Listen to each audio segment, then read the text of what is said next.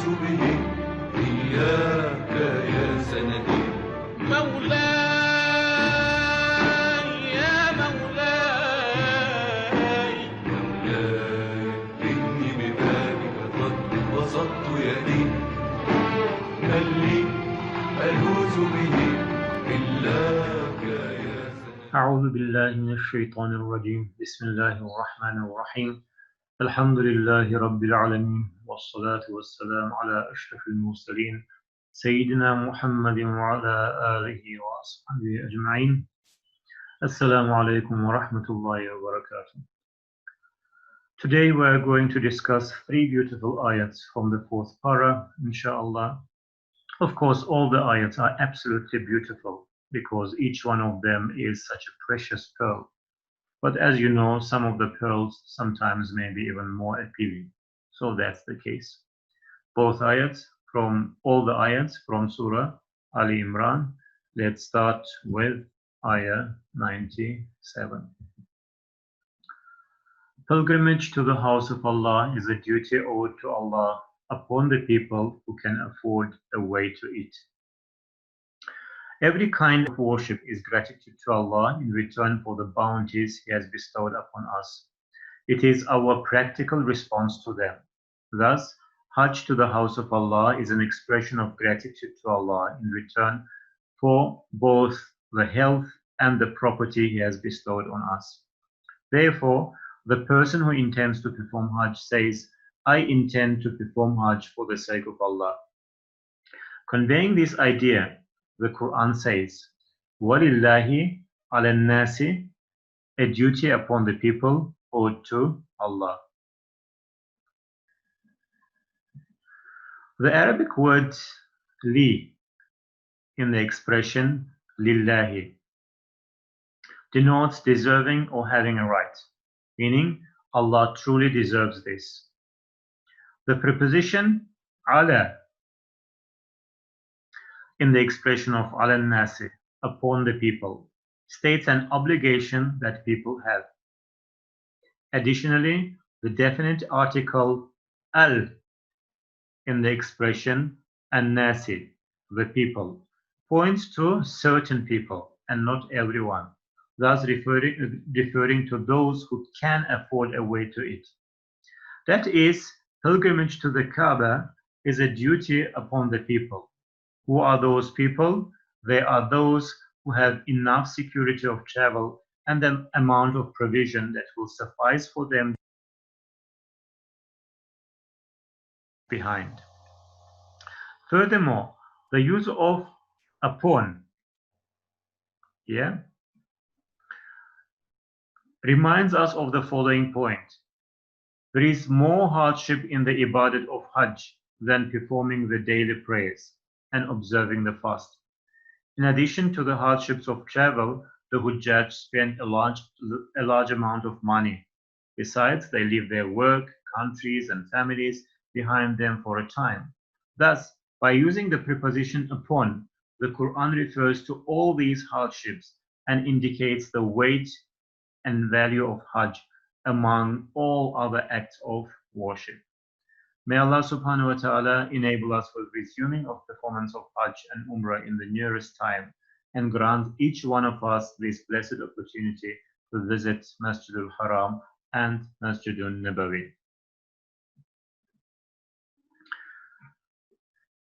Our second ayah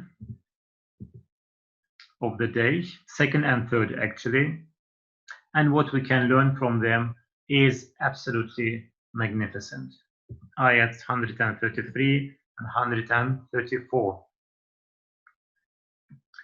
And hasten as if competing with one another to forgiveness from your Lord and to a garden the width of which is as spacious as the heavens and the earth, prepared for the God-revering pious. They spend both in ease and hardship, ever restraining their rage and pardoning people. Allah loves people who are devoted to doing good, aware that Allah is seeing them. We can derive a few important messages from these ayats.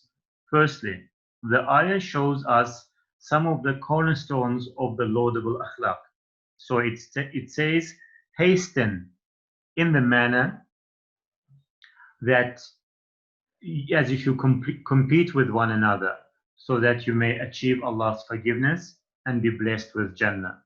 But what are the prerequisites of receiving such a valuable reward? The following ayah mentions what you need in order to be amongst the recipients of this reward. So what is here? It is it is charity, no matter what your circumstances are, controlling your anger, okay, so like ever restraining their rage, and pardoning people, okay. In other words, if you want to be forgiven, you must be able to forgive first. And if you want to go to Jannah, you must examine your relations with the others. Because all three conditions that are mentioned here, charity, anger management, and pardoning, they all are related to our social life. So Allah says that if you, mankind, treat one another with respect and empathy, I promise you my Jannah. Isn't it amazing? Secondly, the mention of the width, the word arduha, okay, so like the width of which, is for a purpose of intensiveness in the description of Jannah and what it entails with its capacity and abundance. And usually, the width of an object or place is less than its length, isn't it? So, as if we are asked to ponder about this. If this is the case with the width of Jannah, and it is so spacious that it encompasses the heavens and the earth, then what about its length? Can our imagination allow us to even guess that? And finally, Allah subhanahu wa ta'ala doesn't use the words randomly. Allah forbid. If we compare the usage of the verb wasari'u here and hasten to some other ayats, we will learn to some other ayats in the Quran, we will learn another, I would say, breathtaking lesson. I want you to look at the following ayats, and I think at the end you will glorify Allah just like me. Look at these ayats. فَامْشُوا فِي مَنَاكِبِهَا وَكُلُوا مِنْ رِزْقِهِ. So walk on its flanks of the earth and eat of his provision. Then the next one, فَاسْعَوْا إِلَى ذِكْرِ اللَّهِ وَذَرُوا الْبَيْعَ. And move promptly to the remembrance of Allah and leave all business. The third one, the one that we are discussing now, وَسَارِعُوا إِلَى مَغْفِرَةٍ مِّن رَبِّكُمْ وَجَنَّةٍ. And hasten as if competing with one another to forgiveness from your Lord and to a garden. And finally, فَتِرُّوا إِلَى اللَّهِ. So flee towards Allah. So, فَامْشُوا فِي مَنَاكِبِهَا. Allah says, walk when He speaks about the need of seeking of livelihood. The next one, فَاسْعَوْا إِلَى ذِكْرِ اللَّهِ. فَاسْعَوْا. Allah says, move promptly when He refers to going for salah upon the hearing of the azan of Jum'ah. May Allah also grant us the opportunity to fulfill this commandment and perform our Jum'ah very soon, inshallah. As per the ayah that we are discussing now, Allah says, and hasten, hurry, when He refers to Jannah. And finally, subhanallah, فَفِرُّوا. And when the subject matter is the one and only, our Creator, Provider, the bestower of all favors, the only reason of every breath we take, Allah says, run, flee from all the attachments and desires of this world and run to Allah subhanahu wa ta'ala. Does this all tell you something? Can you see how it gets intense with every following ayah? فَامْشُوا, فَاسْعَوْا, وَسَارِعُوا, فَفِرُّوا. Walk, move promptly, hasten, and finally flee. Indeed, the point is that the speed of our takeoff should be proportional to our destination and goal we want to achieve. Allahu Akbar kabira, walhamdulillahi kathira, subhanallahi bukratan wa asila. This is absolutely marvelous, my dear brothers and sisters. Let's conclude again with a dua from the Quran, from Surah Al-Mu'mineen. Bismillahir Rahmanir Rahim. Rabbil khir warham wa anta khairur rahimin.